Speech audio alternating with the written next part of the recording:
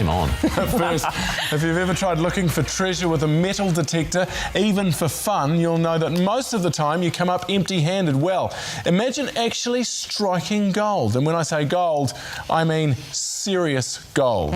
That's what happened to West Coaster Craig Douglas. And we're not talking just a tiny little fleck of gold dust. We're talking the largest nugget seen in about 40 years. The metal detector in hand is a common sight. Craig Douglas had been feeling down, so he picked up the detector as a way to get outdoors, get some fresh air, and hopefully one day be rewarded for his efforts.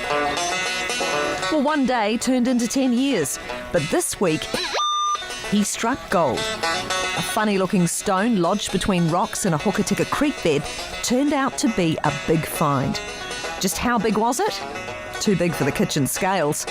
Officially, it came in at 177 grams and with a collector's value of around $20,000. Well, Craig's with us now. Lovely to have you with us, Craig. What on earth did you think when you first saw this nugget? I used some expletives, which I can't really repeat, but I just sort of stared at it for a moment and I was lost for words, to be honest. I wasn't really believing what I was seeing. I was just, too surreal, really. So what did you do?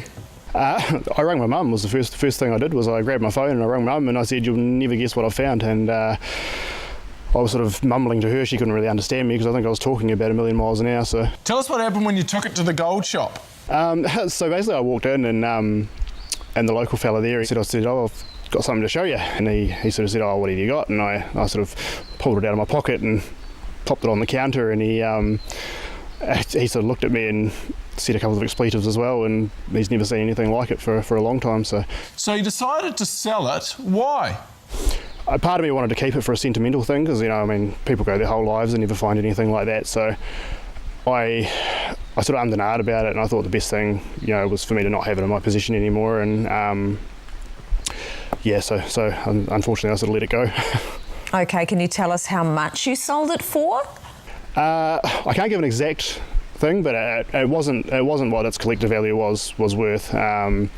So it was a little bit more. So under 20,000? No. It was under that. Unfortunately, it was just sort of took the highest offer that was on the table, but also the most sensible one. So you're going to be back out there this weekend? I think I'm going to lay low for a little bit. I've got a few eyes watching me, trying to find out where I've been going. I suppose it's safe to say that you're not going to tell us where. No. I thought I'd better keep it under wrap because it sounds like there's going to be a massive influx of people with detectors over the next wee while. So it came from a public fossicking area. So without saying which one it is, there's only 2 to choose from. So I'll let people do their own research to try and figure out where. So Craig, lovely to talk to you. Good luck finding some more gold. Brilliant. Thank you. Thanks for having me.